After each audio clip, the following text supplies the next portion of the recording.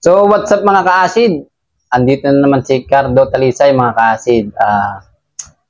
Bago ang lahat, nais ko kayong batiin ng magandang gabi lahat sa inyong mga ka-acid. Ngayon, ang vlog ko ngayon ay tungkol sa tanong ng ka-acid natin kasi nag-chat siya sa messenger ko na about sa kailan daw ako kailan tumagal yung hirap ko sa paghinga para maliwanagan daw siya. Si ka-acid natin si Ardionel Gutierrez Baker. Para sa iyo to, ka-acid natin. Kung araw-araw daw ba akong nahirapan huminga dati. Ngayon, sasabihin ko sa iyo, ka-acid natin, dati talagang araw-araw talaga ako nahihirapan huminga. Halos araw-araw talaga yan. Talagang walang ano yan. Talagang araw-araw. Pagkagising mo pa lang ng umaga, hirapan ka na huminga. Talagang nangyari sa akin yan. Talagang marami pa. Marami pa talaga nangyari sa akin sa acid reflux.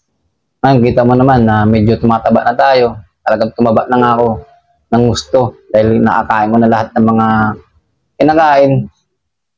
Talagang napakahirap talaga yan sa umpisa. Lalo na pagbaguhan ka pa lang. 2 months nga. Kaya tulad marami na akong vlog. 2 months, 3 months, talaga napakahirap yan. Hanggang 1 taon yan, napakahirap yan. Pero ikaw mismo ang kukontrol sa sarili mo. Walang iba magpapagaling sa'yo, kundi ang sarili mo lang yan sa acid reflux. Kaya kailangan, lahat ng mga vlog ko, panoorin nyo lang ka-acid para maliwanagan ka. Ngayon, talagang araw-araw na ako nahirapan huminga. Ngayon, kung paano ko naman na wala yung hirap sa paghinga ko, bali, ang alam kong natatandaan ko, mali 4 months yata, parang 4 months, parang ganun na nahirap ako huminga, parang naramdaman ko yun. Tapos yung nakontrol ko na yung isipan ko na ganun.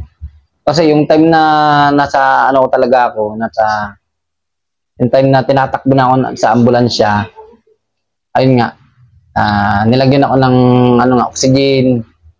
Siyempre, nagpapanik ako. Panik ka, sobrang panik mo. Ang kala mo tuloy, nahirapan ka na huminga. Kasi pagdating naman doon sa ospital, talagang okay naman yung mga yung paghinga ko. Kaya nga lang, hindi naman sa talagang nasa isip din natin yan.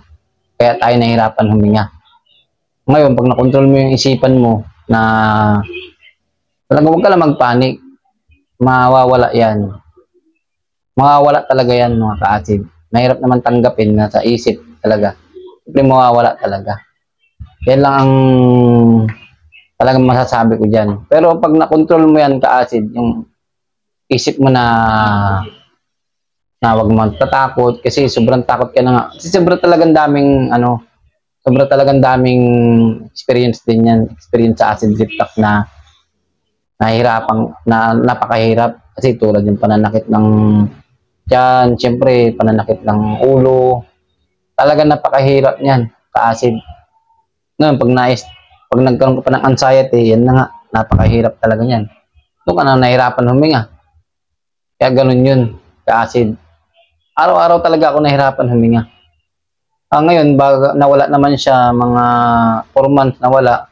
Tapos paglipas ng taon, bali nahihirap pa rin akong huminga konti. Kunti-kunti na lang. Tapos yung taon na, nakakontrol ko na siya hanggang nawala na yung acid reflux ko na nararamdaman.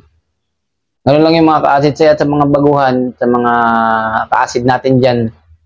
Kita nyo naman ako sa mga vlog ko na itong mga ngayon. Kaya kasi, ito, puro sa acid reflux na yung mga binablog ko kasi, yun nga, marami pa rin nagtatanong sa atin. Tsaka sa mga unang vlog ko, mga ganun. Yun talaga yung nangyari sa akin. Talagang wala namang yun.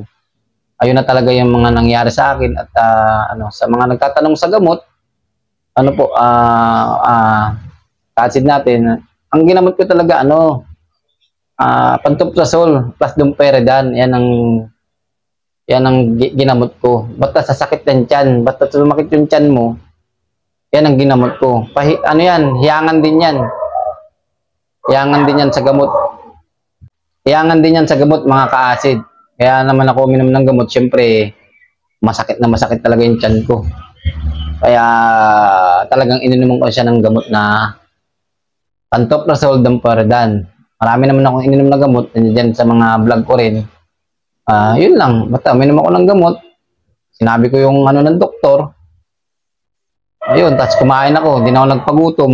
Yun, gumaling naman tayo talagang, yun nga, gumaling na tayo. Lahat, ano ko naman ng mga ka-acid. Kaya sa mga nahihirapan, sa mga ka-acid natin dyan, yun nga, ano lang kayo, pray, dasal lagi. Kaya nyo yan kasi nakaya ko nga. Isipin nyo, ganito si Doc Willie Ong, sample ko na lang, si Doc Willie Ong. Ngayon, alam mo, maluba yung cancer yun. Tapos kayo, acid reflux lang. Tsaka acid reflux lang naging sakit natin. Hindi naman talagang malala yan. Kaya nyo rin yan, mga ka-acid. Kaya nyo rin yan. Yan si Doc Willie Ong, pagaling na. Gumagaling siya sa sakit niyang cancer. Tapos tayo sa acid reflux. Siyempre, gagaling din kayo. Kita nyo, gumaling ako eh.